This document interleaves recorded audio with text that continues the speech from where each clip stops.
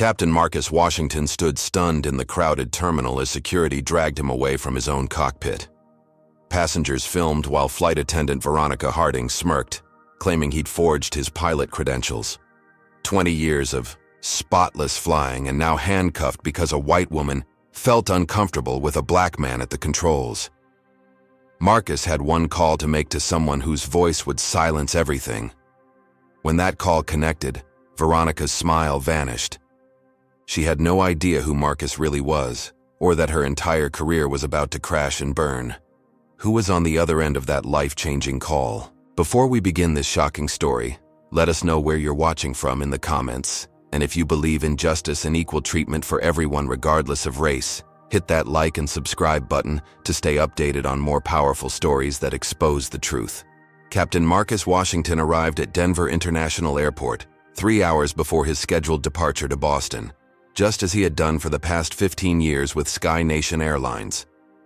The early March morning carried a sharp chill, but Marcus walked with the confident stride of a man who had earned his place in one of America's most exclusive fraternities. As one of only 73 black commercial airline captains in the entire country, Marcus knew his presence in the cockpit remained an anomaly, a statistical outlier in an industry still dominated by white men. At 44, Marcus carried himself with military precision, a habit ingrained during his distinguished career at the Air Force Academy and subsequent years flying combat missions over hostile territories. His spotless record included over 12,000 flight hours and numerous commendations.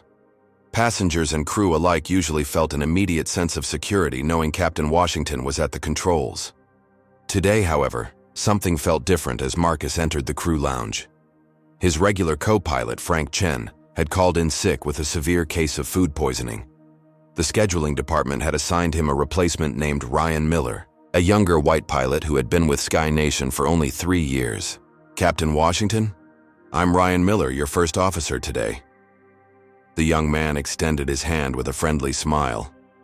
"I've heard great things about you. Some of the guys say you can land in conditions that would make other pilots abort." Marcus shook Ryan's hand firmly. "Let's hope we don't have to test that reputation today." He offered a warm smile, appreciating the seemingly genuine respect.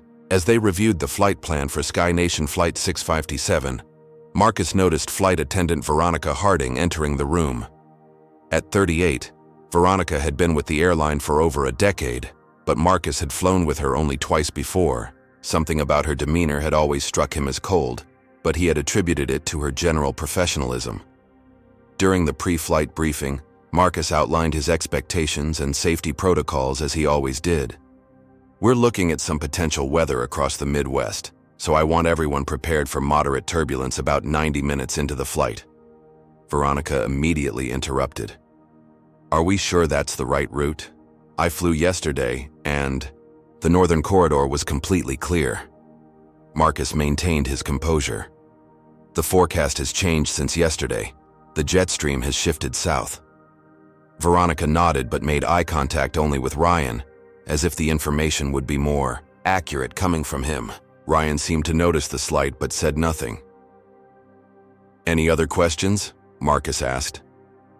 No one spoke up, but the tension in the room had subtly shifted. Something about Veronica's body language suggested skepticism rather than the trust that should exist between captain and crew. As they prepared the aircraft for boarding, Marcus noticed other small instances of disrespect.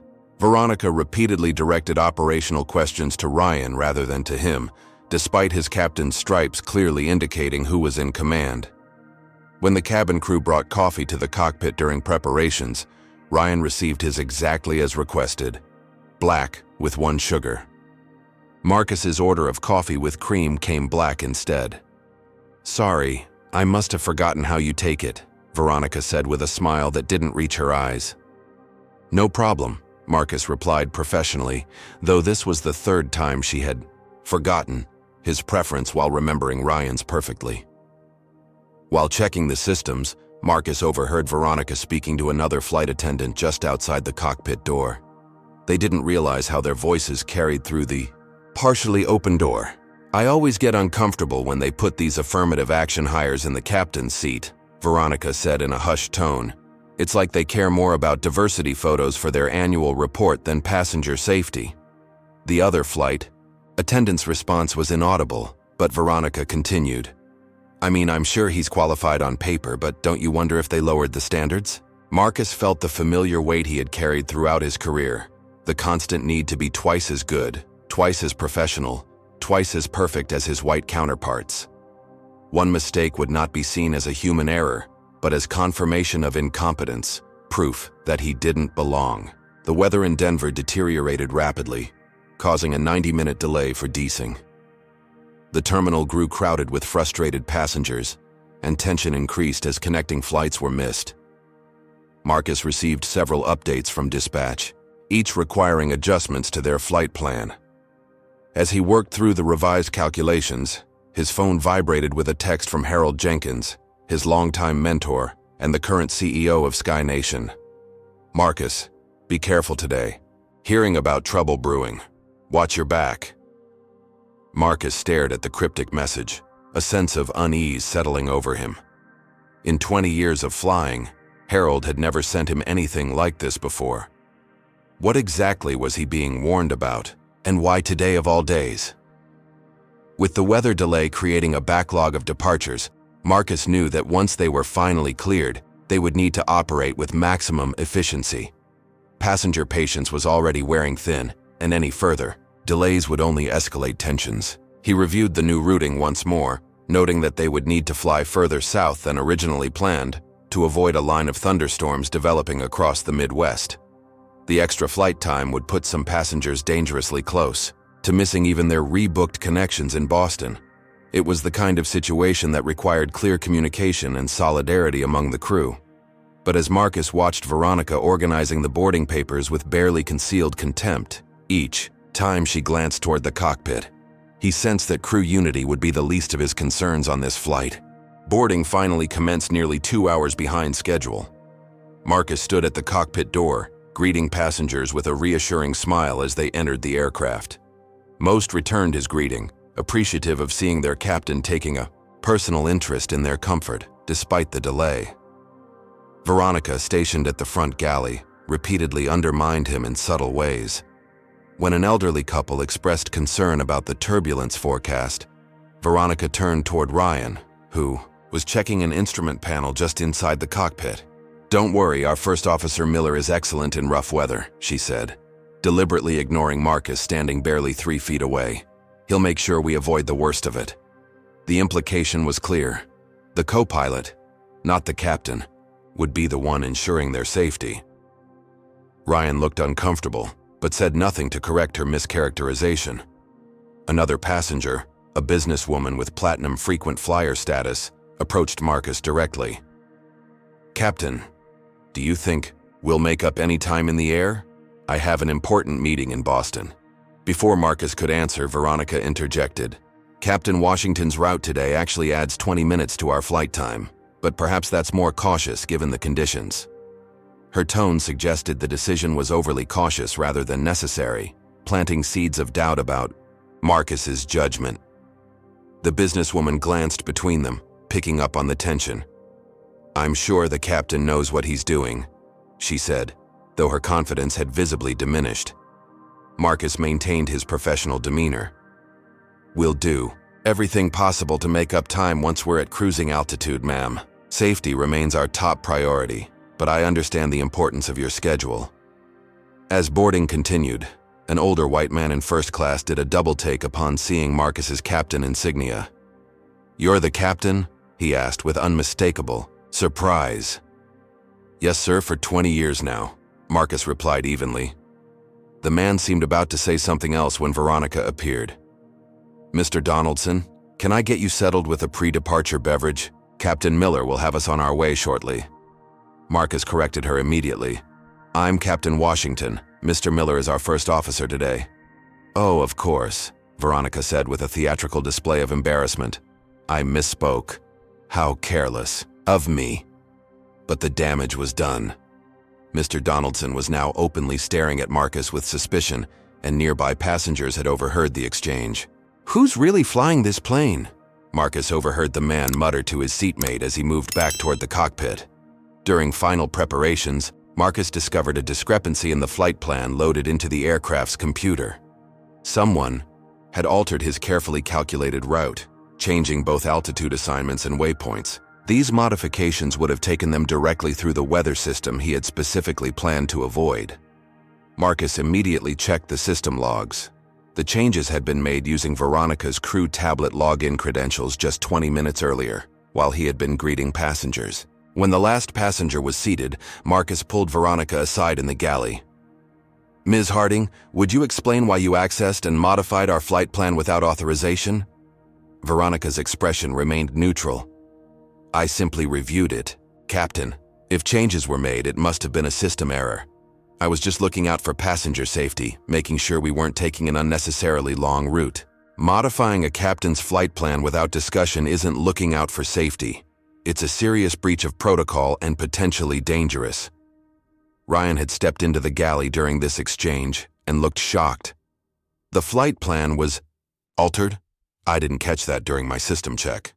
"It's been corrected now," Marcus said. "But I need everyone on this crew to follow proper procedures and respect the chain of command." Veronica's smile remained fixed, but her eyes hardened. "Of course, Captain. We all want the same thing, a safe flight for our passengers." As they prepared for pushback, Marcus stepped away briefly to call Cameron Jackson, the director of operations and a trusted friend from his Air Force days. "Cam, something strange is happening on this flight. A flight attendant named Veronica Harding seems to be actively undermining my authority, even modifying my flight plan." "Veronica Harding?" Cameron's voice registered immediate concern. "Marcus, tread carefully there. Her uncle is Walter Preston on the board of directors. She's got connections you don't want to mess with. So I'm supposed to ignore safety violations because of her family connections? No, but document everything. Don't give her any ammunition to use against you. There have been rumors about her having issues with certain captains in the past." "Certain captains?" Marcus immediately understood the euphemism. "Just watch yourself. Follow every procedure to the letter." Cameron paused. "And maybe review your personal records tonight, make sure everything's in order." The warning only increased Marcus's unease. Why would he need to review his records? What exactly was happening here? As they finally pushed back from the gate, Marcus could feel the tension in the aircraft. The passengers were frustrated from the long delay.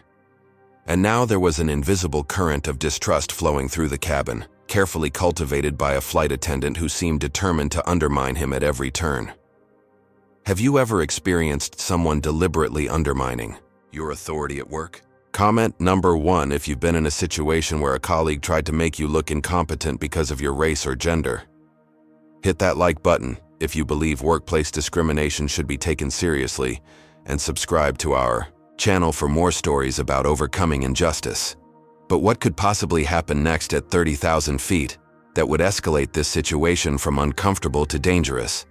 What was Veronica really planning, and why had she targeted Captain Washington so deliberately? The stakes were about to get much higher once this aircraft left the ground. 2 hours into the flight, Captain Marcus Washington monitored the weather radar with growing concern. Despite his revised routing, they were approaching a storm system that had intensified beyond forecasts. Dark red clusters bloomed across his screen, indicating severe turbulence and potential lightning activity. "We need to make another course adjustment," Marcus told Ryan, who nodded in agreement. "Air traffic control. This is Sky Nation 657 requesting deviation 20 degrees south for weather avoidance." After receiving clearance, Marcus made a cabin announcement. "Ladies and gentlemen, this is Captain Washington. We're adjusting our course to avoid an area of turbulence ahead. Please remain seated with your seatbelts fastened until we've cleared this weather system." He switched off the PA system and began the turn when Veronica burst into the cockpit without the customary knock. "Why are we changing course again?" she demanded. "We're already running late and now you're adding more delay?" "Ms. Harding, we're deviating around a significant weather system," Marcus explained calmly. "It's standard procedure." Without permission, Veronica leaned over to look at the radar screen. "That doesn't look so bad. I've flown through worse than that with Captain Henderson last month." Every weather system is different, Marcus stated firmly. And I'd appreciate it if you'd follow proper cockpit entry procedures in the future. Veronica ignored his reprimand and left without closing the door completely. Marcus could hear her voice carrying into the first-class cabin. Another unnecessary delay, folks. Apparently, we're taking the scenic route to Boston today. Several passengers looked up with concern, including the influential travel blogger Marcus had recognized during boarding. The man was now typing rapidly on his phone, no doubt sharing Veronica's commentary with his thousands of followers in real time. "Should I say something to her?" Ryan asked quietly.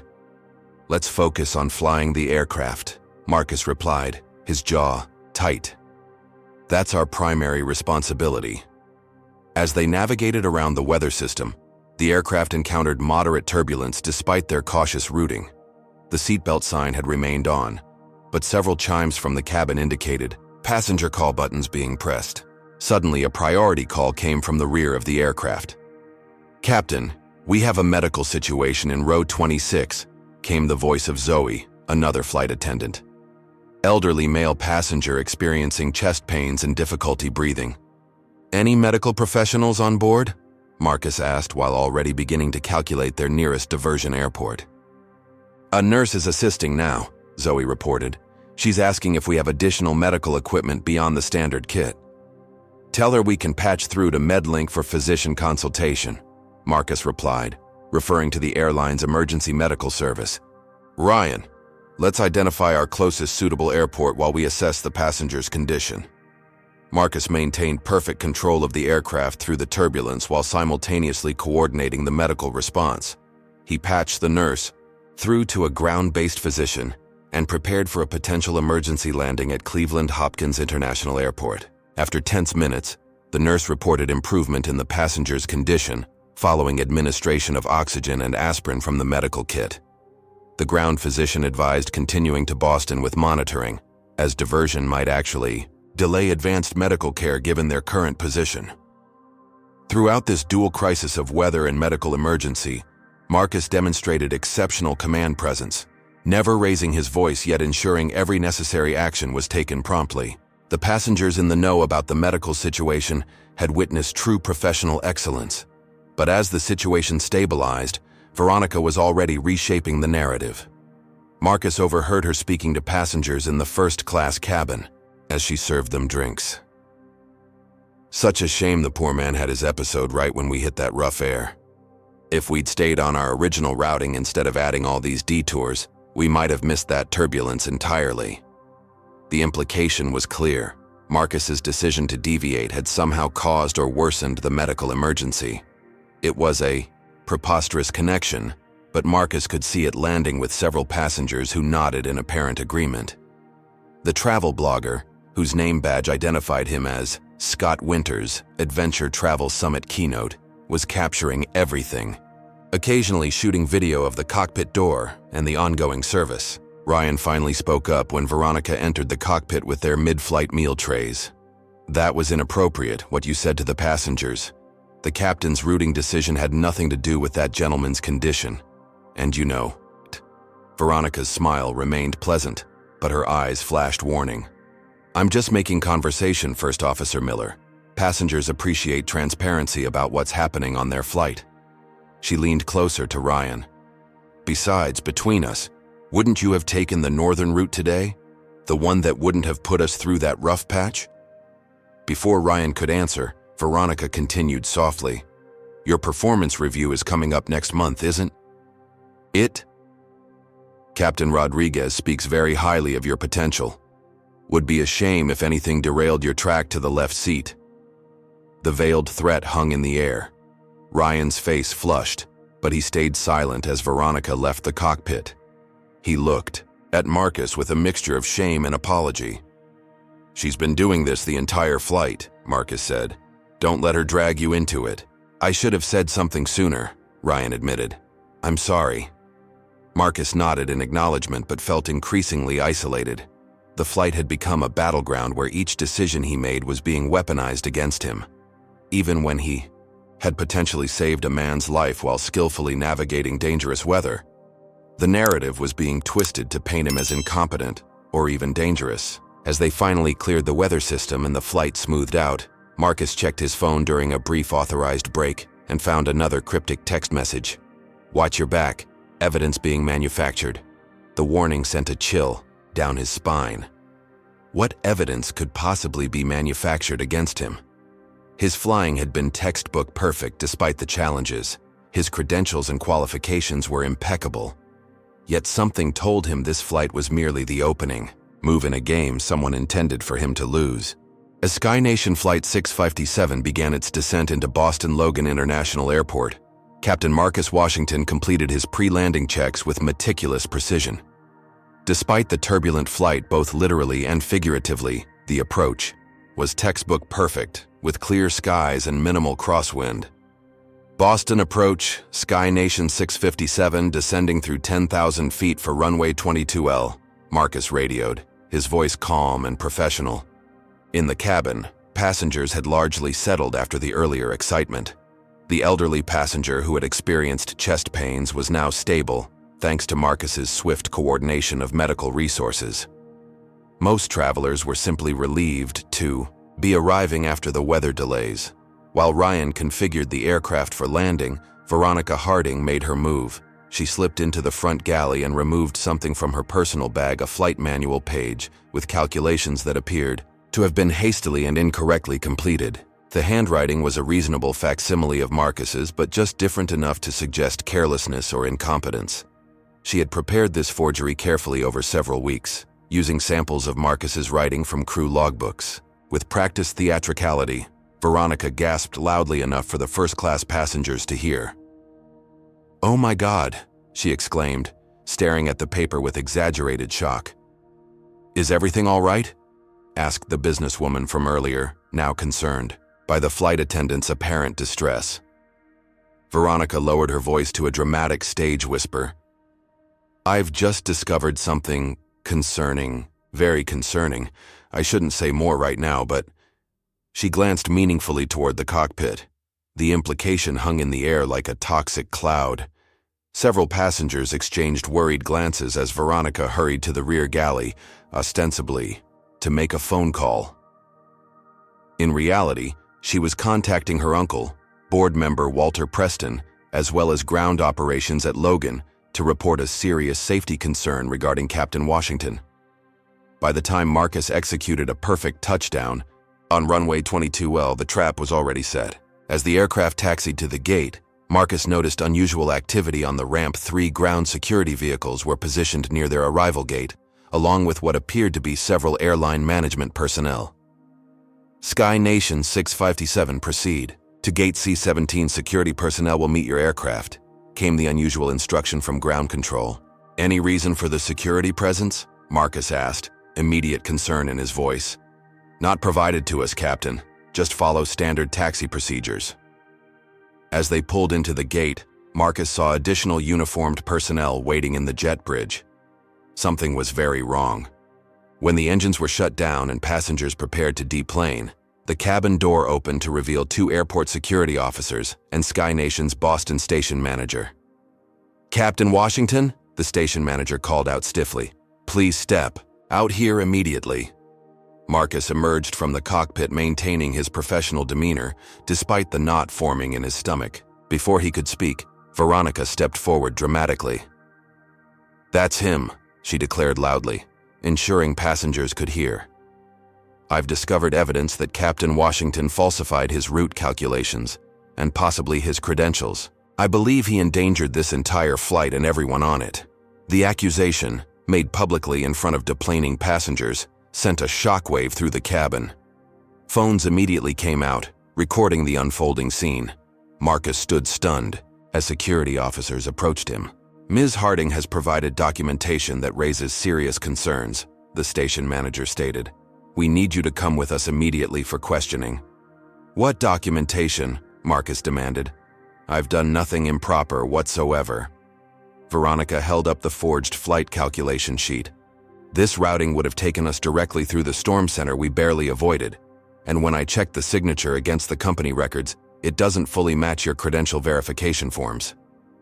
It was an absurd accusation, the route they had actually flown was entirely appropriate and executed perfectly. But Veronica had created just enough doubt, with just enough evidence, to force an investigation. "This is ridiculous," Marcus stated firmly. "I've been a captain with this airline for 15 years with an impeccable record." Passengers were now openly filming the confrontation, including Scott Winters, the travel blogger, whose livestream was already gathering thousands of viewers. Ryan stepped forward from the cockpit.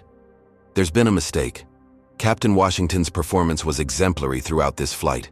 I was right there the entire time." But his voice was drowned out by the growing commotion as more passengers crowded the aisle, alternately expressing concern or outrage based on the limited information they had. "Sir, please come with us now," one security officer insisted, moving toward Marcus with a hand near his restraints. "We can discuss this in private." "Am I being detained?" Marcus asked, acutely aware of how this scene would appear on social media within minutes. A black man in a position of authority being publicly challenged and removed. "Just come with us, sir," the officer repeated, now grasping Marcus's arm. The other officer moved to take Marcus's pilot credentials and identification. "We'll need to verify these." As Marcus was escorted through the terminal with security flanking him, passengers continued filming. Veronica followed at a distance, her face a mask of concern that barely concealed her satisfaction. Her phone buzzed with a text from her uncle. "Well done. This ends today." Marcus maintained his composure. Despite the public humiliation, 20 years of navigating systemic racism had taught him that displaying any emotion, especially justified anger, would only be used against him. So he walked tall and straight, even as whispers of fake pilot and security threat rippled through the terminal. Behind him, Ryan was attempting to explain to the station manager that something was very wrong with the accusation, but he was being systematically ignored. The decision had already been made. Captain Marcus Washington was guilty, until proven innocent, and perhaps not even then. As they approached the security office, Marcus caught a glimpse of a television in an airport bar. Breaking news ticker. Airline captain removed from flight after safety concerns. His face was already on the screen, his reputation being destroyed, in real time, based on nothing but a flight attendant's fabricated claim. How could one phone call possibly fix this now? And who could have enough power to counter the systematic dismantling of a distinguished career built over decades of excellence? The answers would soon shock everyone involved in this rapidly escalating situation. Marcus Washington sat alone in a small, windowless room within the airport security complex. The stark fluorescent lighting cast harsh shadows across the metal table where his captain's credentials and phone had been placed just out of reach. For a man who had commanded aircraft worth hundreds of millions of dollars just an hour earlier, being treated like a common criminal was both shocking and infuriatingly familiar. "Wait here," the security officer named Dennison had instructed, before locking the door from the outside. That had been 45 minutes ago, a deliberate tactic Marcus recognized from his military training on interrogation techniques. Make them wait, let anxiety build, break down their composure before questioning begins. But Marcus wouldn't break easily. Too much was at stake. Finally, the door opened to reveal Officer Dennison, accompanied by a Sky Nation representative Marcus didn't recognize, and another security official who positioned himself silently in the corner. "Captain Washington," the Sky Nation representative began, emphasizing his title with barely disguised skepticism. "I'm Thomas Barrett, Legal Compliance, Manager for the Northeast region. We need to discuss the serious allegations made by Senior Flight Attendant Harding." Marcus sat up straighter. "I'd like to contact Sky Nation's Operations Center first. This entire situation is based on fabricated evidence." Barrett exchanged glances with Officer Dennison. "That won't be possible right now. Ms. Harding has provided documentation suggesting irregularities with your flight calculations and possibly your credentials." "May I see this so-called evidence?" Marcus asked. Barrett placed a document on the table, the flight planning sheet Veronica had produced. "Ms. Harding discovered this in the cockpit. The routing calculations would have taken Flight 657 directly, through severe weather, potentially endangering everyone aboard. And the signature." He paused dramatically. doesn't fully match your credential verification forms. Marcus examined the paper without touching it. This isn't my handwriting, and it certainly isn't the flight plan we filed or flew today. This is a forgery. Officer Dennison scoffed audibly. Everyone says that when confronted with evidence. Marcus looked more carefully at Dennison, a sense of recognition forming. Have we met before, officer? A flicker of something crossed Dennison's face. I process hundreds of people weekly. But Marcus remembered now. 3 years earlier, he had filed a complaint against a security officer who had pulled him out of the crew line for additional screening, despite his clearly visible captain's uniform and credentials. That officer had been Dennison, who had made Marcus miss his departure slot while subjecting him to questions no white captain had ever been asked. Ms. Harding has given an extensive statement, Barrett continued. She describes multiple instances during today's flight where your decisions raised safety concerns. She also noted discrepancies in how you identified yourself to passengers versus your documentation. That's patently false, Marcus stated firmly. First Officer Miller was in the cockpit with me throughout the flight. He can confirm that every decision I made was correct and appropriate, including our weather deviation that likely prevented injuries. We'll speak with First Officer Miller separately, Barrett replied dismissively. Ms. Harding is a highly respected senior crew member with an unblemished record. And I'm a captain with 20 years of exemplary service, Marcus countered. Why would her word automatically outweigh mine? The question hung in the air, its implicit accusation of bias making Barrett shift uncomfortably. Officer Dennison, however, seemed unfazed. Let's discuss your credentials, Dennison interjected, picking up Marcus's pilot license and FAA medical certificate. Ms. Harding suggests there may be irregularities. My credentials are completely in order, Marcus stated, as they have been for my entire career. We'll need to verify that, Barrett said. In the meantime, you'll remain here while we conduct our investigation. Sky Nation takes safety allegations extremely seriously. I want to contact a lawyer, Marcus stated firmly. Dennison's eyebrows raised. A lawyer? If there's nothing to hide, why would you need an attorney? Because my rights are being violated based on false accusations, Marcus replied evenly. And I know exactly how situations like this can be manipulated. Requesting legal representation. Doesn't look good, Captain, Barrett said, his tone suggesting Marcus had just confirmed his guilt. It suggests consciousness of wrongdoing. It suggests I understand my rights, Marcus corrected. And I'm exercising them. Barrett exchanged another look with Dennison. Very well. But know that Sky Nation is already initiating preliminary suspension procedures pending investigation. Your decision to lawyer up will be noted in the report. As if on cue, the door opened again, and a harried-looking man in a Sky Nation management uniform entered. I'm Daniel Whitaker, Boston Station Manager. Is everything under control here? The subtext was clear. Was the black pilot causing problems? Mr. Washington is being cooperative, Barrett answered, deliberately dropping Marcus's title. But he's requesting an attorney before answering further questions. Whitaker frowned. That complicates things. Our PR team is already fielding calls.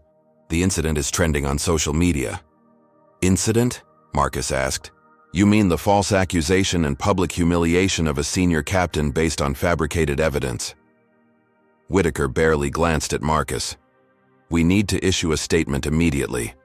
The safety of our passengers is our top priority, and we take all security concerns seriously, etc. The discussion continued as if Marcus weren't present, with Whitaker clearly more concerned about the airline's public image than the destruction of a captain's reputation and career. What about First Officer Miller? Marcus asked, interrupting. Their PR planning. He witnessed everything on that flight. He's being debriefed separately, Whitaker replied vaguely. What he didn't say was that Ryan Miller was being subjected to intense pressure in another room, with veiled threats about his career trajectory if he didn't corroborate at least some aspects of Veronica's story.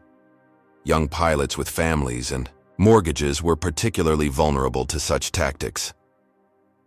Captain Washington, Whitaker finally addressed him directly. Given the serious nature of these allegations, You're being placed on immediate administrative suspension pending full investigation.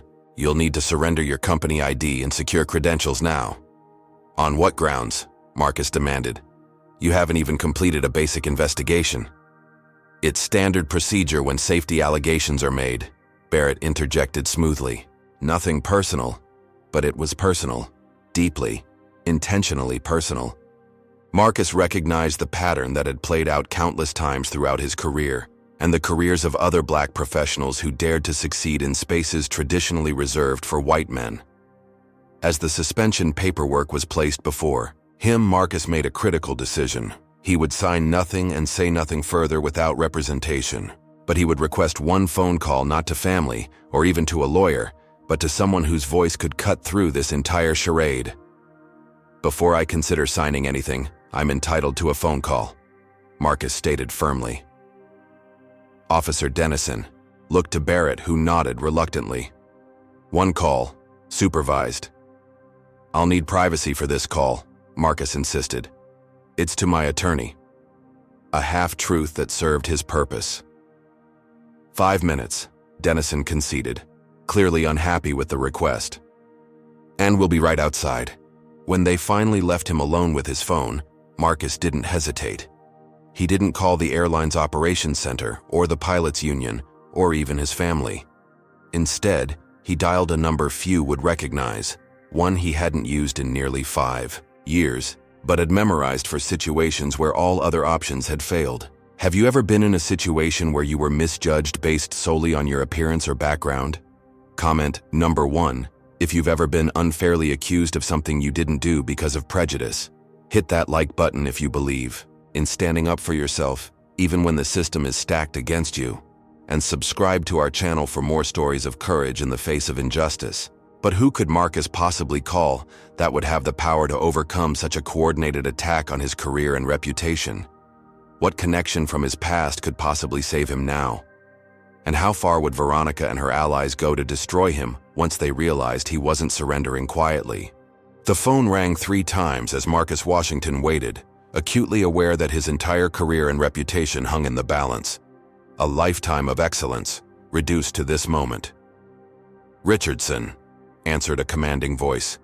"General, this is Captain Marcus Washington, sir. I apologize for the unexpected call, but I'm invoking Cobalt Protocol." There was a brief pause. "Location and situation, son?" "Boston Logan Airport Security Office. Being detained under false accusations regarding my pilot credentials and performance. Orchestrated attempt to end my career, sir." "Understood. Stand fast, Captain. 15 minutes. The call ended abruptly. Marcus set down the phone just as Officer Dennison opened the door. "Time's up," he announced with satisfaction. "Your lawyer coming to save you?" "Something like that," Marcus replied calmly.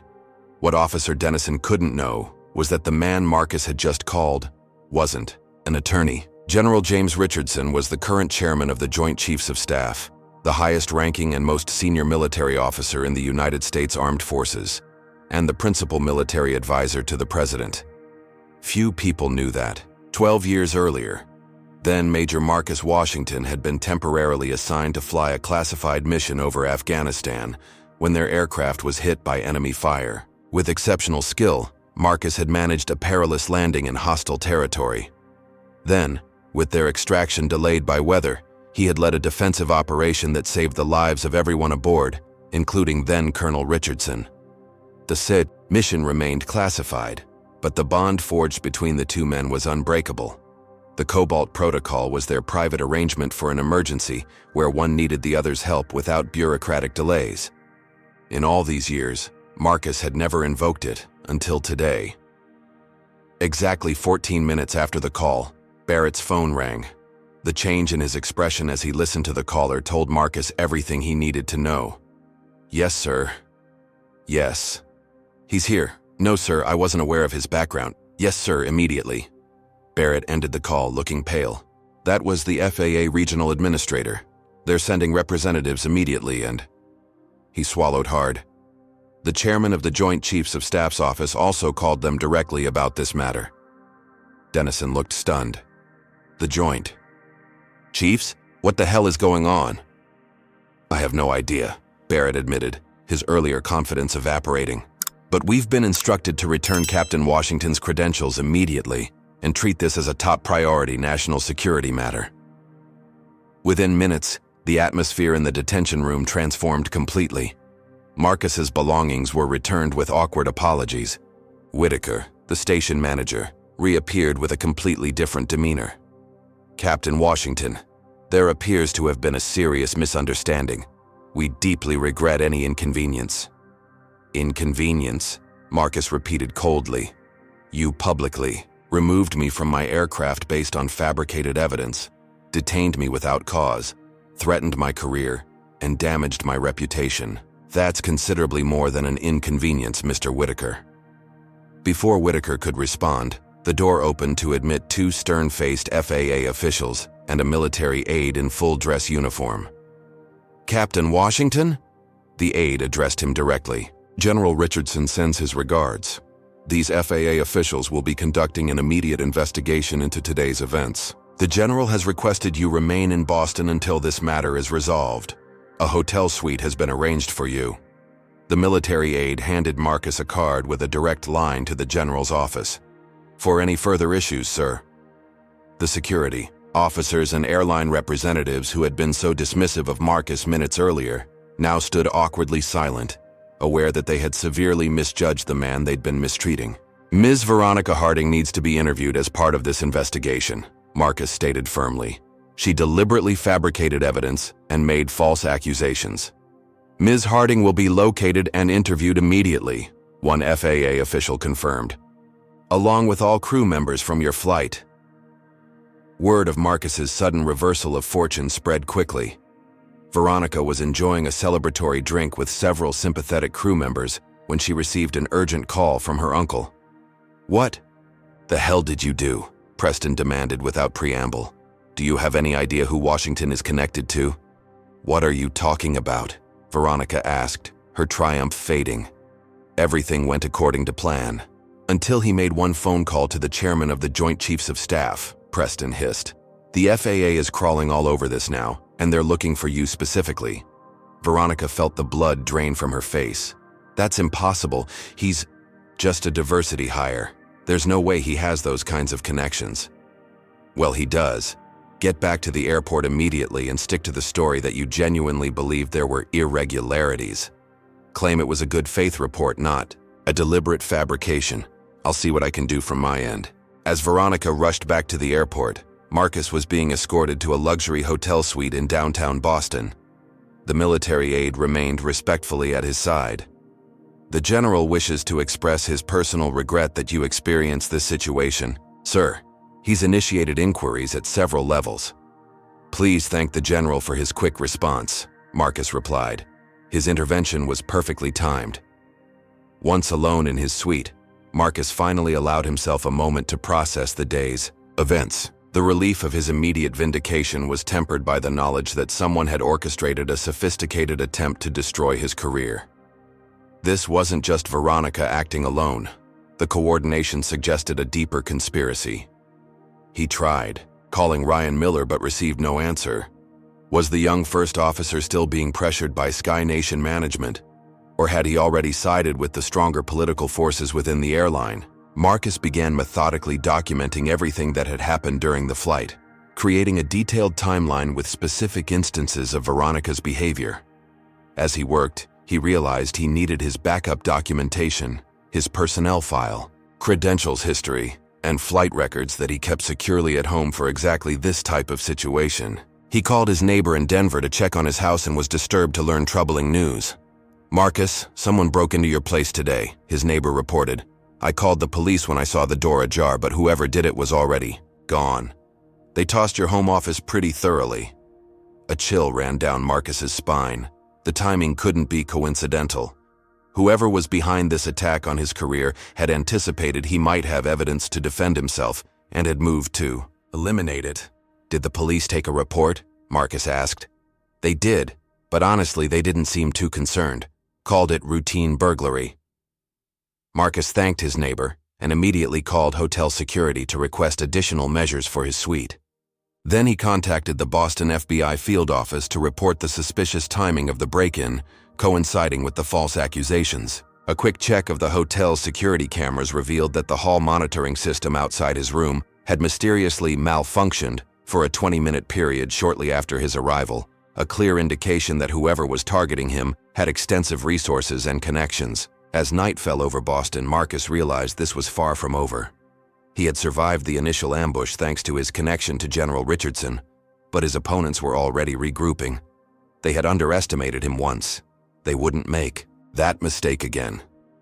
His phone buzzed with a message from an unknown number. Sky Nation HQ tomorrow, 9 a.m. Board representatives will be present. Come alone. Marcus stared at the message, understanding its implications. This had just escalated from a flight attendant's false accusation to a corporate-level confrontation. Tomorrow, he would face the real power behind Veronica Harding's attack, and they would be fully prepared. He would need to be ready too. The Sky Nation corporate headquarters in Boston occupied the top 5 floors of a gleaming downtown skyscraper. Marcus Washington arrived precisely at 8:45 a.m., dressed in his full captain's uniform despite being technically on administrative leave. He understood the psychological importance of presenting himself as the senior professional he was, not as someone defending against accusations. The reception area on the 38th floor featured massive photographs of Sky Nation aircraft soaring through azure skies. Marcus couldn't help but notice that every pilot visible in these promotional images was white. "Captain Washington," the receptionist greeted him with practiced neutrality. "They're expecting you in the Horizon Conference Room, 15th door on your left." As Marcus walked the long corridor, he mentally prepared for what awaited him. General Richardson had called earlier that morning. "They'll try to intimidate you with numbers and corporate speak," the general had advised. "Stay focused on the facts. We've got people looking into both Harding and her uncle. There's definitely something there." The Horizon Conference Room turned out to be an impressive space with floor-to-ceiling windows offering panoramic views of Boston Harbor. More telling than the view, however, was the composition of people waiting inside. 8 executives, all white, all male, all wearing nearly identical dark suits, sat along one side of a massive mahogany table. Their physical arrangement made clear this was not a discussion among equals but something closer to a tribunal. "Captain Washington, thank you for joining us," began the man at the center, whom Marcus recognized as Calvin Foster, Sky Nation's chief operating officer. "Please have a seat." Marcus took the single chair positioned opposite the row of executives, noting the deliberate power dynamic this created.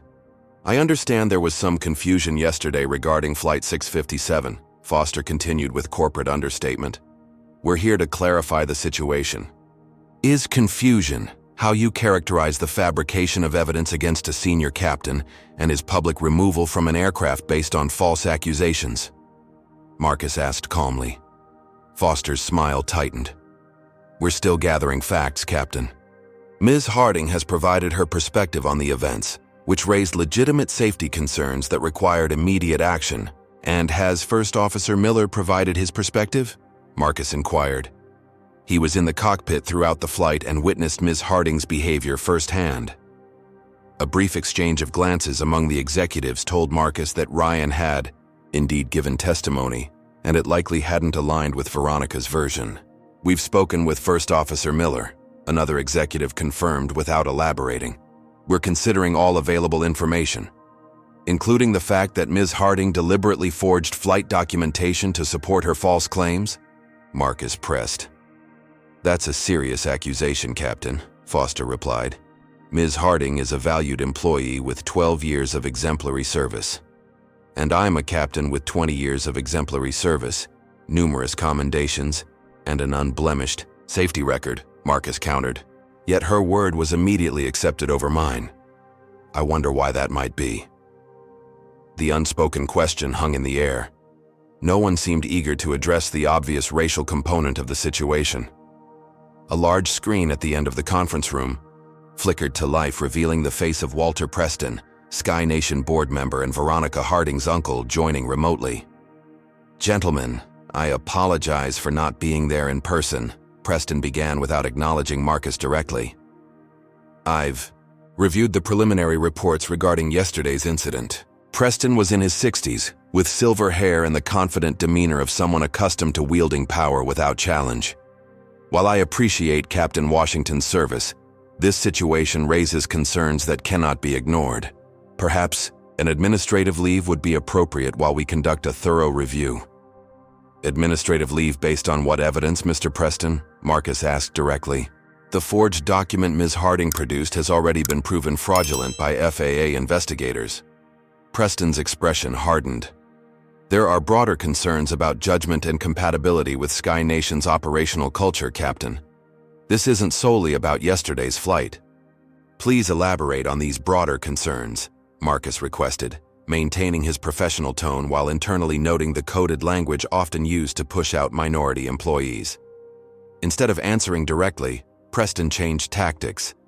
Your military record is certainly impressive, Captain Washington, though one has to wonder if the same accommodations made for diversity initiatives in the armed forces might have influenced your rapid advancement there. The insult was both clear and calculated, questioning whether Marcus's achievements were merit-based or simply the result of affirmative action policies. Several executives shifted uncomfortably, but none challenged Preston's insinuation. My record speaks for itself, Marcus replied evenly, as does my performance over 20 years of commercial aviation. Perhaps we should review the passenger satisfaction ratings for my flights compared to company average? Statistics can be manipulated, Preston dismissed. What concerns me is the pattern of incidents where you've claimed discrimination when faced with standard oversight. Now Marcus understood their strategy.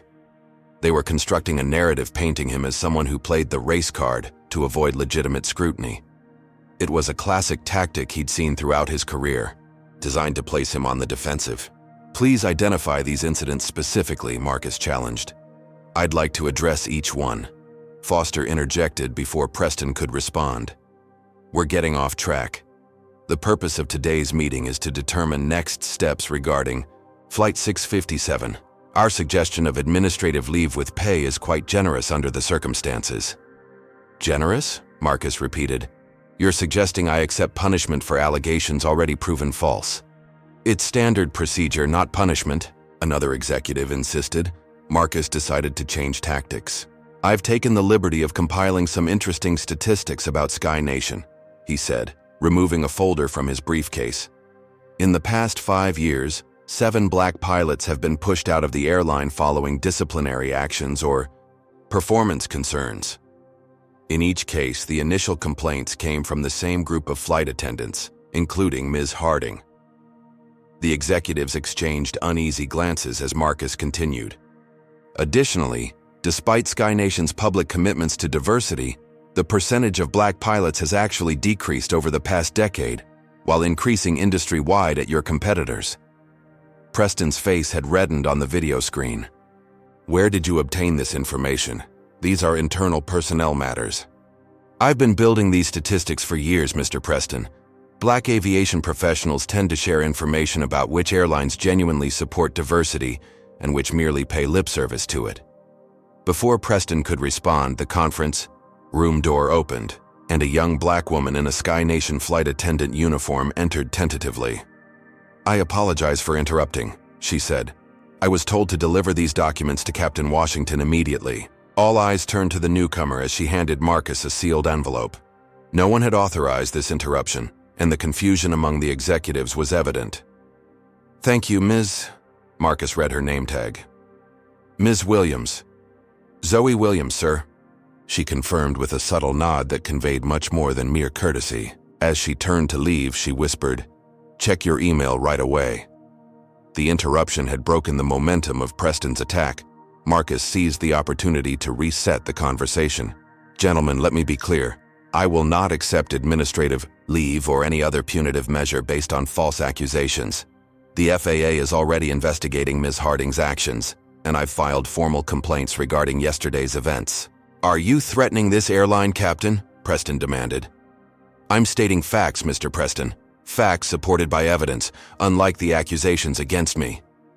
The meeting continued for another hour, becoming increasingly tense as Marcus refused to accept any arrangement that implied wrongdoing on his part. Throughout, he maintained perfect professionalism, never raising his voice or showing anger despite the increasingly transparent attempts to force him out.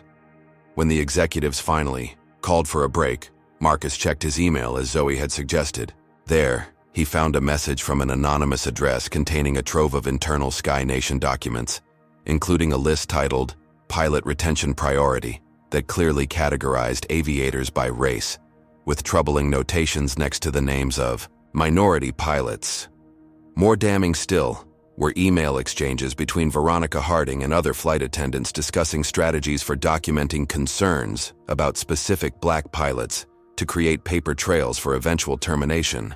Zoe had apparently been secretly collecting evidence of systemic discrimination for months. As Marcus reviewed these documents, his phone buzzed with a text from General Richardson.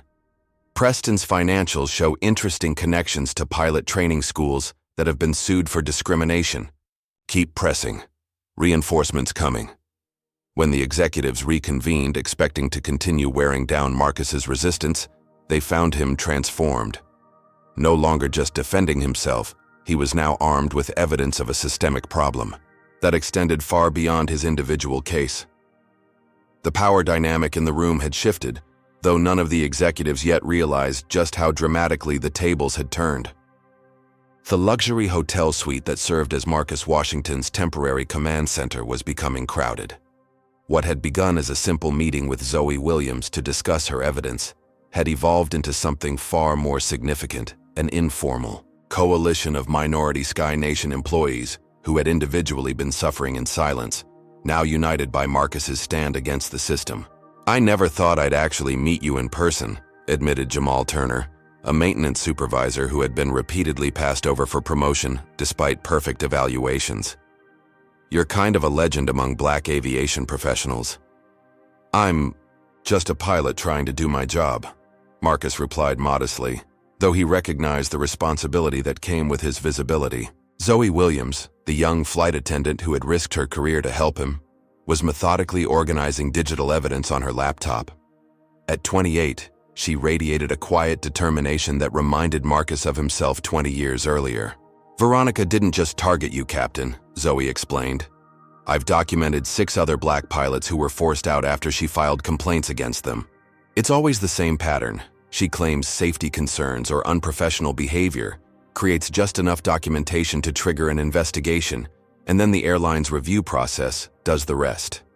And her uncle makes sure the outcome is what she wants," added Carlos Rodriguez, a dispatcher who had witnessed the aftermath of several such campaigns. "What made you start collecting this evidence?" Marcus asked Zoe. She paused, her expression darkening. "My father was a pilot for Continental in the 90s. He faced the same kind of systematic push-out that's happening here.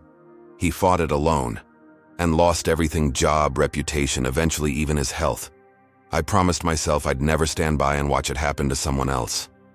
A knock at the door interrupted them. Marcus checked the security peephole, surprised to see Ryan Miller, his first officer from Flight 657, standing nervously in the hallway. When Marcus admitted him, Ryan looked relieved but anxious. "I'm sorry I didn't reach out sooner," he began. "Immediately. They kept me in debriefings for hours trying to get me to corroborate Veronica's story." "Did you?" Marcus asked directly. Ryan shook his head emphatically. "No, sir. I told them exactly what happened. Your flying was exemplary, your decisions were correct, and Veronica was actively undermining you throughout the flight. But," he hesitated, "I don't think they were writing down everything I said." "They weren't," Zoe confirmed. "I have access to the interview transcripts. Your statements were heavily edited before being added to the official record." Ryan looked shocked, then angry. "They can't do that."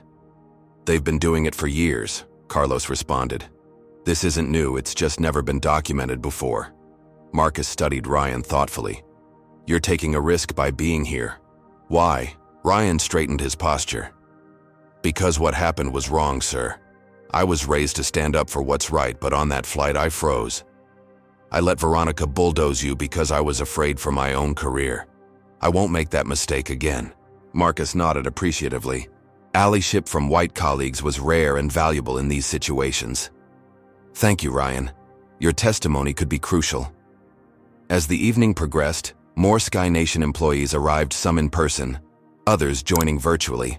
They shared stories, compared notes, and began building a comprehensive picture of a troubling pattern throughout the airline. It's not just Veronica, explained Layla Patel, a veteran gate agent. She's part of an informal group that calls themselves Traditional Aviation Values. They don't advertise their existence, but they're dedicated to keeping aviation the way it's always been. Which means white and male, Jamal added bluntly. Marcus's phone buzzed with an encrypted message from one of General Richardson's aides. Multiple victims identified across 3 airlines, same MO, Preston connection confirmed to all cases. The pattern was becoming clearer. This was larger than one flight attendant's prejudice, or even one airline's culture. Walter Preston appeared to be at the center of a coordinated effort spanning multiple carriers. As they continued mapping connections, Carlos received an alert on his phone. "Captain, you need to see this," he said urgently, pulling up a tabloid website. The headline made Marcus's stomach tighten. Disgraced pilot's military record questioned. Sources reveal incidents omitted from official files. The article contained fabricated stories about Marcus's military service, including allegations of reprimands that had never occurred. Most disturbing was the inclusion of details that could only have come from someone with access to military personnel systems. "They're escalating," Marcus observed grimly. "This isn't just about pushing me out of Sky Nation anymore. They're trying to destroy my entire reputation." Even as they processed this development, Zoe received a text from a neighbor. "Captain, they've vandalized your home in Denver. Racial slurs spray-painted on your garage door." The room fell silent. The attack had moved beyond professional to deeply personal. Ryan broke the silence. "You need protection, sir. This isn't just corporate politics anymore." Marcus nodded, already texting General Richardson about the escalation. Within minutes, his phone rang with a Washington, D.C. area code. "Captain Washington, this is Andrew Phillips, Sky Nation CEO. I understand you've had a rather difficult 48 hours. Marcus put the call on speaker. "That's one way to describe it, Mr. Phillips. I want to personally assure you that I'm looking into this situation," Phillips continued smoothly. "Discrimination has no place at Sky Nation, and we take these allegations very seriously." The practiced corporate response rang hollow, given the evidence they'd assembled. Marcus noted how Phillips referred to allegations of discrimination, subtly framing the situation as unproven. "I appreciate your concern," Marcus replied carefully. "Will your investigation include Walter Preston's role in targeting minority pilots across multiple airlines?" A telling pause. "I'm not sure what you're referring to, Captain. Mr. Preston is a respected board member with decades of aviation experience. Indeed, including his financial interests in pilot training schools that have systematically excluded minority candidates." Another pause, longer this time. "I think we should continue this conversation privately, Captain. Perhaps we could meet tomorrow?" "I'll have my attorney contact your office to arrange it," Marcus responded, ending the call before Phillips could continue fishing for information about what he knew. "He's feeling you out," Zoe observed, "trying to determine how much evidence you have." "And who else knows about it?" Carlos added. By midnight, their coalition had grown to 15 current and former Sky Nation employees, each contributing pieces to the puzzle. They identified other victims of Veronica's schemes across multiple airlines, all following the same pattern, all connecting eventually to Walter Preston's sphere of influence. As the others finally departed, promising to continue their work remotely, Marcus received a concerning text from Ryan, who had left earlier. "Being followed after leaving your hotel. Black SUV, tinted windows, taking evasive action." Minutes later, Zoe discovered her Sky Nation email access had been revoked. Carlos found his scheduling system login similarly disabled. "They know we're organizing," Marcus concluded. "They're moving to isolate us and cut off our information sources." He didn't share his more troubling thought if they were willing to vandalize his home and follow his allies. What other lines were they prepared to cross? Have you ever been part of forming an alliance against injustice? Comment number 1. If you've ever joined forces with others to stand up against discrimination in your workplace or community. Hit that like button if you believe in the power of unity against systemic racism. And subscribe to our channel for more stories about brave people fighting back against powerful systems. But as Marcus and his allies gathered evidence, the forces against them were mobilizing too. How far would Preston and his network go to protect their power? What would happen when Zoe returned to work, now identified as a whistleblower, and could their hastily formed alliance withstand the full pressure of corporate power determined to silence them? Marcus Washington had spent his entire career navigating the subtle and not-so-subtle barriers facing black professionals in aviation. He had always chosen his battles carefully, often accepting minor indignities to preserve the larger goal of advancing in an industry that remained stubbornly resistant to change. But as he sat across from Andrea Chen, a respected aviation journalist who had flown in specifically to meet him, Marcus knew he was abandoning a lifetime of cautious navigation for a far riskier strategy. Captain Washington, what you're describing is explosive, Andrea said, reviewing the notes from their 2-hour interview. Systematic discrimination, coordinated efforts to push out minority pilots, falsification of records. Are you absolutely certain you want to go public with this? The industry will close ranks against you. Marcus considered her warning. His attorney had advised against speaking to the media, suggesting they pursue remedies through legal channels first.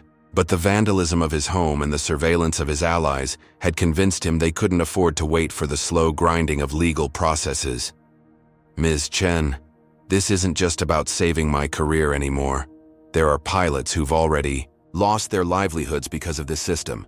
There are qualified candidates who never got the chance to fly because Preston's flight schools rejected them based on race. This has to stop. Andrea nodded, respecting his decision. I'll need to corroborate as much as possible. Other sources, documentation. You'll have it, Marcus promised. But my allies are risking their jobs by coming forward. Their identities must be protected. Within 48 hours, Andrea's article appeared in Aviation Professional Quarterly, a respected industry journal with substantial influence among airline executives, regulators, and pilots. The piece was meticulously researched and measured in tone, but its content was devastating. Systematic discrimination alleged at major airlines. Veteran captain exposes coordinated effort to remove minority pilots.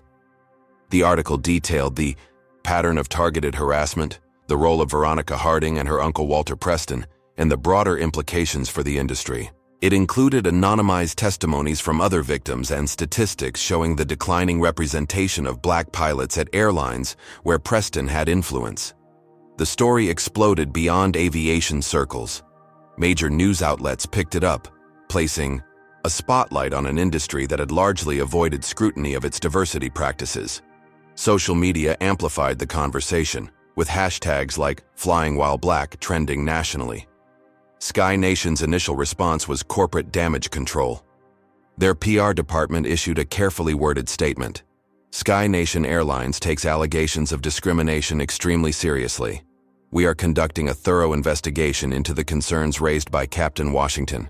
Diversity and inclusion are core values at Sky Nation, and we remain committed to maintaining a workplace where all employees are treated with dignity and respect. But behind the scenes, Walter Preston was orchestrating a vicious counterattack. He had underestimated Marcus once. He wouldn't make that mistake again. The first salvo came in the form of selectively edited cockpit recordings from Marcus's previous flights. Though airline protocols strictly protected such recordings, someone with high-level access had extracted snippets of Marcus's voice from various flights and spliced them together to make him sound unprofessional and temperamental. These doctored recordings were leaked to friendly media outlets with headlines questioning Marcus's judgment and temperament. Is this the man you want flying your plane? Sky Nation released a statement that carefully distanced itself from the leak while simultaneously giving it credibility. While we cannot comment on the source of these unauthorized recordings, Sky Nation takes all questions about pilot temperament and judgment with the utmost seriousness. Our investigation into all aspects of this situation continues. Marcus recognized the strategy. They were attempting to transform a clear case of racial discrimination into a debate about his personal fitness as a pilot. It was a classic misdirection tactic, shifting focus from systemic issues to individual character. The pressure intensified. Marcus noticed vehicles following him when he left his hotel. His email was hacked, with private conversations appearing in selective leaks. Even his financial records were mysteriously accessed, with questions raised about how a pilot could afford his home and investment portfolio, a subtle implication of impropriety that ignored his military pension and 15 years of careful financial planning. Zoe Williams, the young flight attendant who had become his key ally, was suddenly fired for unrelated infractions that hadn't been issues during her 5 years of service. The message was clear. Anyone who stood with Marcus would pay a price. Ryan Miller faced intense pressure too. Sky Nation management called him in for a series of follow-up interviews, each time pushing him to sign a statement contradicting his earlier testimony about Flight 657. They reminded him of his upcoming captain evaluation, his family's medical, insurance that depended on his employment, the mortgage he had recently taken on. "You've got a promising future here, Ryan," a senior vice president told him. "Don't throw it away for someone who's on his way out. Just sign the statement saying you weren't in position to observe all interactions between Captain Washington and Ms. Harding. That's all." The pressure campaign expanded to Marcus's other allies. Several found themselves reassigned to less desirable routes or schedules. Others discovered their performance reviews suddenly included negative comments that hadn't been mentioned in their actual evaluations. Public opinion, initially supportive of Marcus, began to waver as Preston's media campaign gained traction. The edited recordings, though obviously manipulated to anyone with aviation experience, created doubt among the general public. Social media debates became increasingly divided, with some questioning why Marcus hadn't raised these concerns earlier, if discrimination was so pervasive. Even some of Marcus's initial supporters began to distance themselves, concerned about becoming collateral damage in what was increasingly portrayed as one disgruntled employee's vendetta against his employer rather than a legitimate civil rights issue. General Richardson remained steadfast in his private support, but even he cautioned that his direct involvement had limits. "This is becoming a corporate and civil matter, Marcus. My military authority only extends so far. These people play by different rules." As Marcus's position appeared to weaken, Walter Preston made what he considered a generous offer, conveyed through intermediaries, a substantial financial settlement in exchange for Marcus's resignation and a non-disclosure agreement. The package would ensure Marcus would never need to work again, provided he agreed to drop all allegations and admit to misunderstandings regarding his accusations of discrimination. "Take the money and disappear," was the unspoken message. "Or we'll make sure you leave with nothing." For a moment, Marcus considered it. The toll of the fight was wearing on him physically and emotionally. The constant stress, the invasion of his privacy, the damage to relationships with colleagues he'd once considered friends, all of it made the settlement offer tempting. He could walk away financially secure, perhaps find another career outside aviation. But then he remembered Zoe's father, who had fought alone and lost everything. He thought of the pilots who had already been pushed out, their careers destroyed by the same tactics now being used against him. He recalled the racial slurs spray-painted on his garage door, a visceral reminder of what this fight was really about. The settlement offer wasn't generosity. It was an attempt to purchase his silence, to maintain a system that had been destroying careers and limiting opportunities for decades. Accepting it would mean everyone who had stood with him had risked their livelihoods for nothing. Marcus sent his response through his attorney. "Captain Washington rejects any settlement that includes a non-disclosure provision or requires him to withdraw his allegations. The truth is not negotiable." Preston's response was immediate and ruthless. The next day, Marcus received notice that his pilot's license had been temporarily suspended pending a psychological evaluation regarding his fitness to command an aircraft, a power move that required significant influence within the FAA. The message was clear. Preston would use every connection, every lever of power, every dirty trick to ensure Marcus Washington never flew commercially again. What had begun as one flight attendant's false accusation had escalated into an all-out war, with Marcus's entire career and reputation hanging in the balance. And as his allies began to distance themselves under mounting pressure, it appeared the forces aligned against him might finally achieve their goal. But they had made one critical miscalculation. They assumed Marcus was fighting merely to save his own career when in reality, he was fighting for something much larger, a reckoning that was long overdue. The suspension of his pilot's license should have been Marcus Washington's breaking point. Without it, he couldn't fly for any airline, rendering his experience and seniority effectively worthless.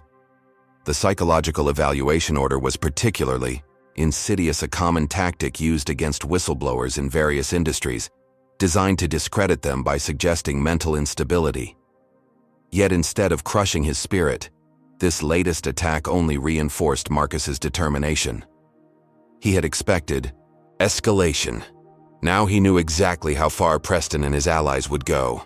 In his hotel suite, now serving as both sanctuary and command center, Marcus continued building his case with the allies who remained loyal. Their numbers had dwindled as pressure mounted, but those who stayed were fully committed. "Captain Washington?" The voice came from the hotel room phone rather than his cell. "This is front desk security. There's someone here insisting on speaking with you. He won't give his name but says it's regarding Sky Nation IT systems. Should I send him up?" Marcus exercised caution. "No, tell him I'll meet him in the hotel lobby." 15 minutes later, Marcus sat in a corner of the busy lobby, positioned to observe all entrances while remaining visible to hotel security. A nervous-looking young man in his early 30s approached, constantly glancing over his shoulder. "Captain Washington?" he asked quietly. "I'm Derek Simmons. I work in Sky Nation's IT security department." Marcus studied him carefully. "How can I help you, Mr. Simmons?" "It's how I can help you," Derek replied, his voice barely above a whisper. "I've been monitoring the system access logs as part of my job. Someone's been going through your records, altering data, creating false documentation retroactively." "Veronica Harding?" Marcus asked. "Higher up. I've traced the access to terminal IDs used exclusively by executive-level management." Derek glanced around nervously. "There's more. Ms. Harding has a history of filing reports specifically targeting minority crew members. The pattern is obvious once you look for it." "Can you prove this?" Marcus asked. Derek nodded. "I've been documenting everything, but there's something else you need to see." He slid a flash drive across the table. Deleted emails between Harding and her uncle. They were removed from the server, but our backup system retained copies. They explicitly discuss efforts to maintain traditional standards in pilot hiring and promotion. Marcus stared at the flash drive. "Why are you helping?" "Me? You're risking your job." Derek's expression hardened. "My brother was a pilot for American, dark-skinned Latino. He faced the same kind of systematic push-out 5 years ago. Preston was on their board too back then. My brother never recovered professionally." He stood to leave. "Check your secure. Email in an hour. I'll send more documentation." This unexpected alliance opened a flood of new evidence. Derek provided server access logs showing systematic review and alteration of Marcus's records dating back months before Flight 657. More importantly, he revealed a larger conspiracy spanning multiple airlines. The emails between Veronica and Preston explicitly referenced their efforts to maintain standards and preserve aviation culture across the industry, a thinly veiled reference to keeping cockpits predominantly white and male. They mentioned specific pilots targeted for removal, with Veronica serving as Preston's eyes and ears in the cabin. Most damning were documents showing Preston's financial connections to 3 major pilot training academies, all with suspiciously low admission rates for minority candidates. Preston had recently blocked a Sky Nation initiative to partner with historically black colleges to increase pilot diversity, citing maintenance of rigorous standards as his reason. With Derek's help, Marcus and his remaining allies mapped a network of influence that extended far beyond Sky Nation. Preston had systematically placed former colleagues and like-minded executives throughout the industry, creating a nearly invisible barrier to advancement for minority pilots. As they compiled this evidence, Marcus divided it into 3 secure packages, one for his attorney, one for Andrea Chen the journalist, and one for the Department of Transportation's Office of Civil Rights. Each contained enough evidence to launch investigations but not the complete picture, ensuring the information would survive even if one package was intercepted. What Marcus didn't know was that Preston had already learned of the IT security breach. Within hours of Derek's meeting with Marcus, Preston's network had identified the source of the leak. Derek was fired immediately, escorted from Sky Nation headquarters by security while colleagues watched in stunned silence. His company devices were confiscated, and a team of lawyers presented him with threatening legal documents alleging violation of confidentiality agreements and theft of proprietary information. Preston moved quickly to contain the damage. Through his connections, he arranged for a federal judge to issue a temporary restraining order against Marcus, prohibiting him from disseminating confidential Sky Nation information.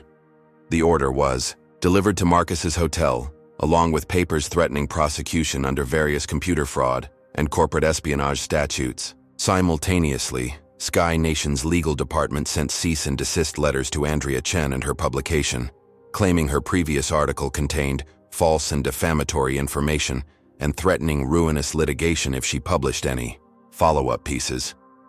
The airline's HR department contacted every employee known to have communicated with Marcus, reminding them of their confidentiality obligations and the legal consequences of violating them. The message was clear. Anyone sharing information would face immediate termination and possible legal action.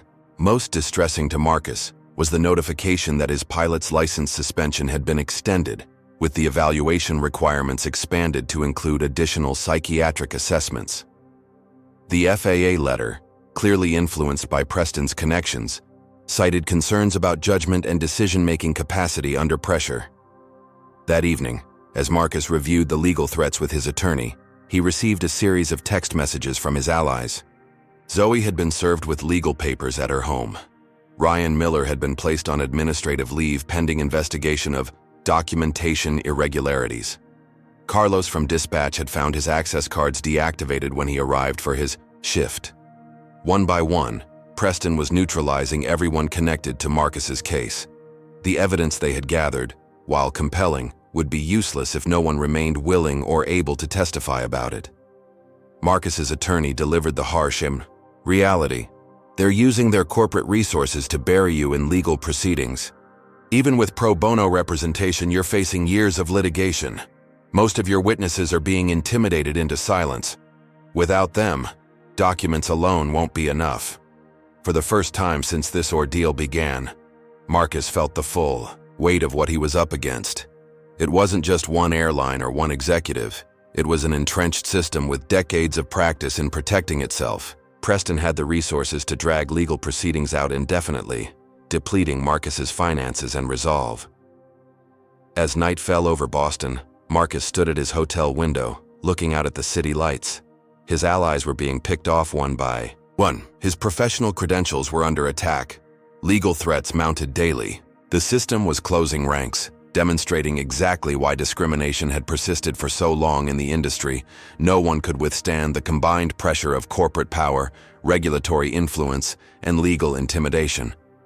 All appeared lost, as even Marcus's most committed allies began to distance themselves, not out of disloyalty, but out of self-preservation.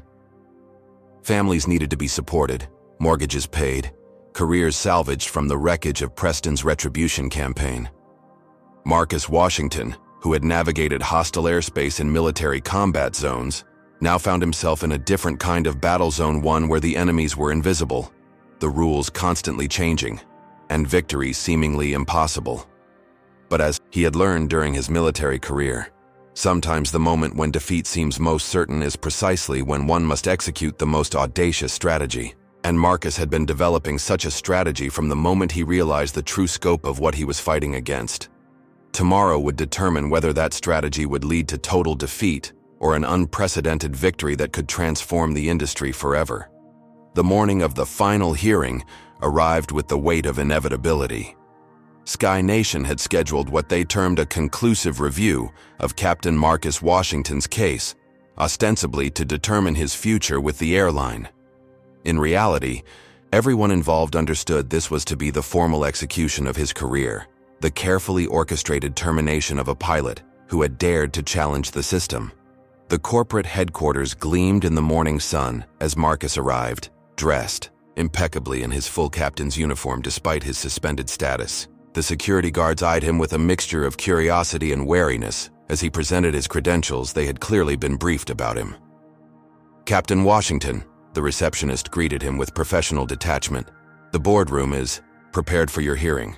14th floor." Marcus nodded his thanks, maintaining the calm demeanor that had sustained him through combat missions and countless flights through turbulent skies. Today would require all of his discipline and focus. The boardroom was arranged like a courtroom. On one side sat an impressive array of Sky Nation executives and legal counsel. Walter Preston occupied the central position at the table, having flown in specifically for this occasion rather than participating remotely. His presence signaled the importance he placed on personally witnessing Marcus's professional demise. "Captain Washington," Preston began with false cordiality, "we appreciate your promptness. This proceeding is being recorded for internal purposes only. Do you have legal representation today?" "I represent myself," Marcus replied evenly, taking his seat at the solitary table positioned across from the corporate phalanx. Preston raised an eyebrow but continued. "As you know, this hearing will determine your employment status with Sky Nation following numerous concerning incidents, culminating in the events of Flight 657. Marcus noted the plural incidents, a continuation of their strategy to paint him as a problematic employee, rather than addressing the specific false accusations from that flight. "For clarity," Preston continued, "we'll begin with testimony from Senior Flight Attendant Veronica Harding regarding her observations during Flight 657 and previous flights with Captain Washington." On cue, Veronica entered the room, dressed conservatively in her uniform. She carried a portfolio of documents and wore an expression of practiced professionalism tinged with what appeared to be reluctance, as if she were an unwilling participant forced by conscience to testify. "Ms. Harding, please describe the events that caused you concern during Flight 657, Preston prompted. Veronica launched into her carefully rehearsed narrative, describing Marcus as agitated, defensive, and erratic during the flight. She claimed his weather deviation decisions had been unnecessary and potentially dangerous, that he had been dismissive of crew input, and that she had discovered calculation errors that raised serious concerns about his preparation. "And this wasn't the first time you'd observed such behavior from Captain Washington?" Preston asked leadingly. "Unfortunately, no," Veronica replied with feigned regret. "I've noted similar incidents on previous flights, though never quite as concerning as on Flight 657. Marcus observed her performance with clinical detachment. The lies were expected. What interested him more was the body language of the executives. Most avoided eye contact with him, focusing instead on their notes or on Veronica. Only Preston watched him directly, a slight smile playing at the corners of his mouth, the smile of a man who believed victory was assured. As Veronica continued her testimony, occasionally referencing documents from her portfolio, Marcus's phone vibrated silently in his pocket. A single text message from an unknown number, in position. The timing was perfect. Veronica had just claimed under oath that she had never targeted other minority pilots with similar accusations, a direct lie contradicted by the evidence Marcus had gathered. "Do you have questions for Ms. Harding, Captain Washington?" Preston finally asked, clearly expecting either an emotional outburst or futile denials. "Just one," Marcus replied calmly. "Ms. Harding, are you aware that this entire proceeding is being monitored by federal investigators from the Department of Transportation's Office of Inspector General as part of an active investigation into discriminatory practices at Sky Nation? Airlines?" The room froze. Veronica's composure cracked visibly as her eyes darted to her uncle. "That's absurd," Preston declared, though a hint of uncertainty had entered his voice. "This is a private corporate disciplinary proceeding." "Is it?" Marcus asked, standing to his full height. Because for the past 3 weeks I've been working directly with federal transportation investigators building a case about systematic discrimination against minority pilots. Everything said in this room today is being recorded as evidence in that investigation. It was a calculated risk. While Marcus had indeed filed complaints with federal authorities and had been in contact with investigators, he had deliberately implied their involvement was more advanced than it actually was. He watched Preston and Veronica carefully, waiting for their reaction. The executive nearest Preston leaned over to whisper urgently in his ear. Veronica's hands trembled slightly as she shuffled her papers. "If there is some kind of investigation, which I doubt," Preston said carefully, "it's irrelevant to today's proceeding, which concerns your specific conduct and violations of company policy." Marcus pressed forward. "Ms. Harding, you just testified under oath that you've never targeted other minority pilots with similar accusations. Would you like to amend that statement before I present documentation of the 6 previous black pilots whose careers you helped end with nearly identical tactics?" Veronica paled visibly. I never said. I was simply reporting legitimate safety concerns. Like the concerns you expressed in emails to your uncle where you explicitly discussed strategies for removing pilots who didn't fit the traditional profile of Sky Nation aviators. Preston slammed his hand on the table. "This meeting is suspended pending legal consultation. Captain Washington, you are dismissed." "Actually, I'm not," Marcus replied with quiet authority. "Federal aviation regulations prohibit interference with an active safety investigation, which is what I've initiated regarding the falsification of flight documents by Ms. Harding. It was another calculated move invoking regulations that might not precisely apply, but creating enough uncertainty to keep the proceedings going." Marcus needed just a few more minutes. "This is preposterous," Preston sputtered, his composure finally cracking. "There is no investigation. This is a transparent attempt to—" The boardroom door opened, interrupting Preston mid-sentence. 2 men and a woman in business attire entered, displaying federal credentials. "Walter Preston? I'm Special Agent Davis with the Department of Transportation, Inspector General's office. These are Agents Patel and Rodriguez.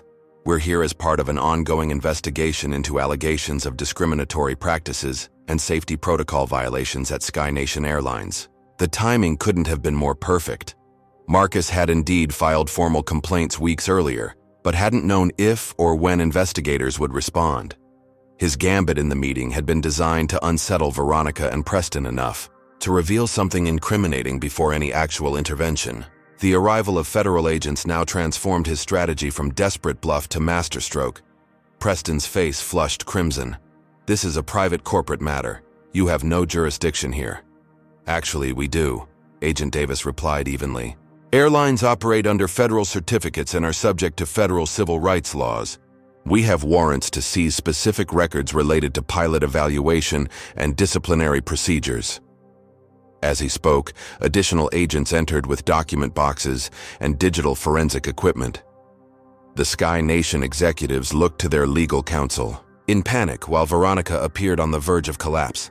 "Ms. Harding," Agent Patel approached her directly, "we'd like to ask you some questions about communications between you and Mr. Preston regarding pilot evaluation criteria and reporting procedures." Something in Veronica snapped.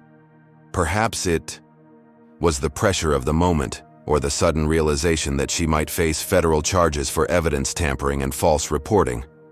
Whatever the cause, she made a critical error. "Uncle Walter only wanted to maintain standards," she blurted.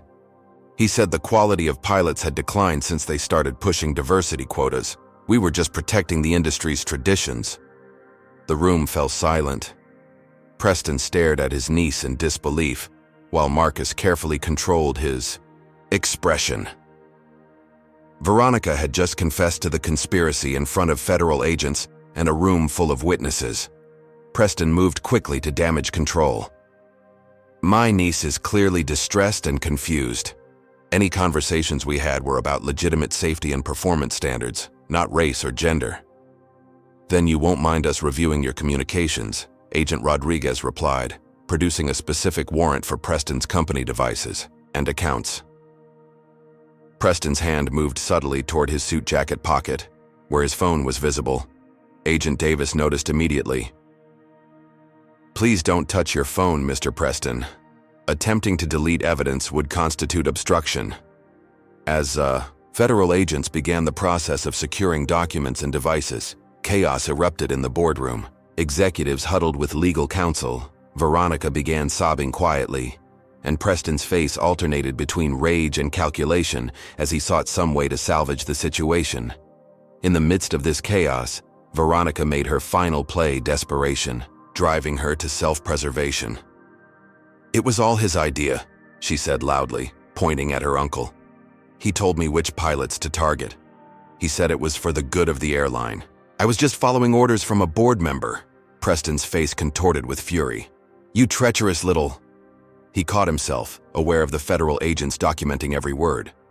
Marcus Washington stood calmly in the center of the storm. He had created, watching years of systematic discrimination finally exposed to the light. The struggle was far from over. Legal battles would surely follow, and Preston's connections remained powerful, but the wall of silence had been irrevocably broken. As Agent Davis approached to take his formal statement, Marcus caught a glimpse of Ryan Miller standing just outside the boardroom door, witnessing the unfolding scene.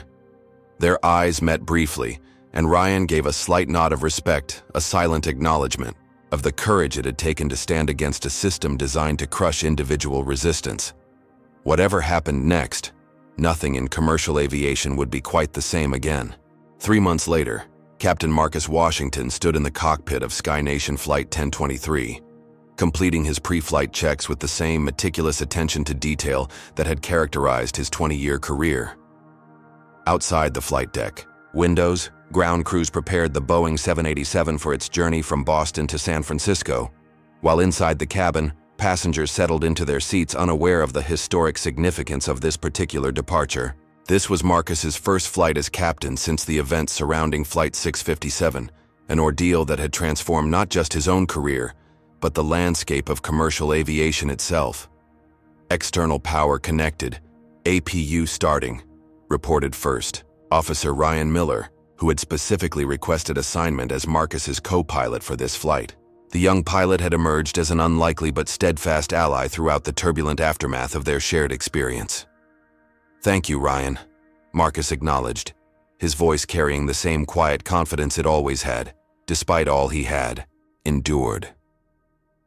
The Department of Transportation had completed its initial investigation with stunning speed, uncovering evidence far beyond what even Marcus had compiled. Veronica Harding's public accusation against her uncle had opened floodgates, with numerous current and former employees coming forward once they realized federal protection was available. Veronica herself had been fired within days of the boardroom confrontation. Federal charges for evidence tampering and making false statements during a federal investigation were pending, with her attorneys desperately negotiating a plea deal in exchange for testimony against higher-level conspirators. Walter Preston had resigned from SkyNation's board to focus on personal matters, according to the press release. The reality, as industry insiders knew, was far less dignified. His other business interests were now under scrutiny from multiple federal agencies, with particular focus on his pilot training academies and their history of discriminatory admission practices. SkyNation Airlines found itself under a consent decree with the Department of Transportation, requiring comprehensive overhaul of its hiring, promotion, and disciplinary procedures. External monitors now reviewed all pilot evaluations and personnel decisions for evidence of bias, while mandatory diversity training had been implemented across all levels of management. Most significantly for Marcus personally, he had been not merely reinstated, but promoted to the prestigious position of chief pilot for training and standards, a role that gave him direct influence over the culture and practices that would shape the airline's future.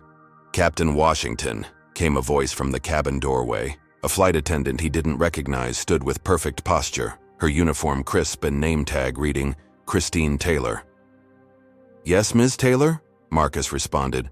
"All passengers are boarded, and we're ready for departure." "Also," she added, setting a cup on the center console, "your coffee. Black with 1 cream, exactly how you like it, Captain." The simple courtesy spoke volumes about the changing culture at SkyNation. Word had spread throughout the crew network about what Marcus had endured, and the reforms his stand had triggered. This small gesture of respect indicated something far more significant than mere politeness. "Thank you, Christine," Marcus replied with a warm smile. As they completed final preparations for pushback, Marcus's phone chimed with a message, a rare event in the disciplined environment of his cockpit. Checking quickly before powering down the device, he saw it was from General Richardson.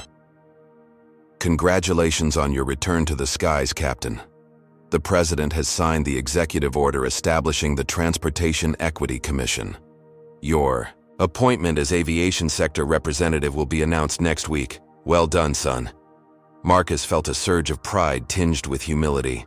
The commission would have real power to address systemic discrimination across all transportation industries, from airlines to railways to shipping. His experience would help shape policies affecting thousands of transportation professionals for decades to come. "Everything all right, Captain?" Ryan asked, noting Marcus's momentary distraction. "Better than all right, Ryan," Marcus replied, powering down his phone. "Let's fly." As the powerful engines spooled up and the aircraft began its pushback, Marcus reflected on the journey that had brought him to this moment. The false accusation on Flight 657 had nearly destroyed his career, but instead had become the catalyst for industry-wide change. Zoe Williams had been reinstated with back pay and now headed Sky Nation's new diversity initiative, transforming her years of documenting discrimination into concrete reform proposals. The young IT specialist, Derek Simmons, had received federal whistleblower protection and a new position with the FAA's Systems Integrity Division. Most surprisingly, several white pilots had approached Marcus privately in recent weeks, sharing their own observations of discriminatory practices they had witnessed but felt powerless to challenge. The culture of silence was slowly giving way to one of accountability. "Sky Nation 1023, you are cleared for takeoff. Runway 22. "Right," came the controller's voice through their headsets. "Sky Nation 1023, cleared for takeoff 22 right," Marcus confirmed, advancing the throttles smoothly. As the aircraft accelerated down the runway, gathering speed for its ascent into clear blue skies, Marcus felt a profound sense of closure. The battle had left scars, certainly days and nights of doubt, personal attacks, and moments when victory seemed impossible. But in persevering, he had accomplished something far greater than merely saving his own career. The plane lifted gracefully into the air, climbing away from Boston Logan Airport, where just months earlier, he had been publicly humiliated and detained. Now he returned not as a victim, but as a pioneer, his vindication complete and his influence expanded beyond anything he could have imagined. Banking gently westward toward San Francisco, Marcus gazed out at the limitless horizon. For a black boy who had grown up staring at planes overhead, dreaming of someday commanding one, the journey had been longer and harder than it should have been. But today, that journey continued on a trajectory that would help ensure others faced fewer barriers pursuing the same dream. "Passing through 10,000 feet, Captain," Ryan reported. "Beautiful day for flying." "Indeed it is, First Officer Miller," Marcus replied with quiet satisfaction. "Indeed it is." As Sky Nation Flight 1023 climbed toward its cruising altitude, it carried not just passengers and cargo, but a powerful message about justice, perseverance, and the possibility of transforming even the most entrenched systems from within. For Captain Marcus Washington, the sky had never looked more limitless nor the future more promising. Justice, at long last, had taken flight. Captain Marcus Washington's journey teaches us powerful lessons about courage, systemic discrimination, and the power of principled resistance. His story shows that fighting injustice often requires extraordinary perseverance in the face of overwhelming opposition. When confronted with racism, Marcus didn't just defend himself, he exposed an entire system designed to exclude people based on race. The story highlights how discrimination often operates through seemingly legitimate concerns about standards and qualifications, when the real agenda is maintaining traditional power structures. Veronica and Preston's actions reveal how prejudice can hide behind professional protocols and corporate policies. We also learn the crucial importance of allies and evidence. Marcus succeeded because he methodically documented everything, built a coalition across racial lines, and secured powerful support. Ryan Miller demonstrates that being an ally sometimes means risking your own position of privilege to stand for what's right. Perhaps most importantly, this story teaches us that systemic change rarely comes from working quietly within broken systems. Real transformation often requires brave individuals willing to challenge the status quo publicly, even at great personal risk. Marcus could have taken the settlement and walked away, wealthy but silent. Instead, he chose the harder path of structural reform. The airline industry in this story represents many professional spaces where diversity is discussed, but discrimination persists. Marcus's victory wasn't just personal vindication. It created pathways for others facing similar barriers. Sometimes, the most important changes come when one person refuses to accept injustice as just the way things are. Have you ever witnessed discrimination in your workplace or stood up against unfair treatment? We'd love to hear your experiences in the comments below. Has anyone ever falsely accused you because of your race or background? Comment justice if you believe in fighting for equality in all professional spaces.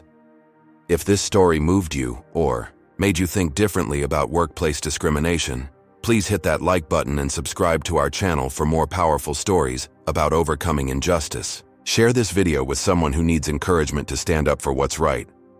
Thank you for watching. Flight attendant accuses a black pilot of lying, then he makes one call and she's fired on the spot. Remember, real change happens when brave individuals refuse to accept discrimination as normal. Together, we can create workplaces and communities where everyone is judged by their character and competence, not by their color.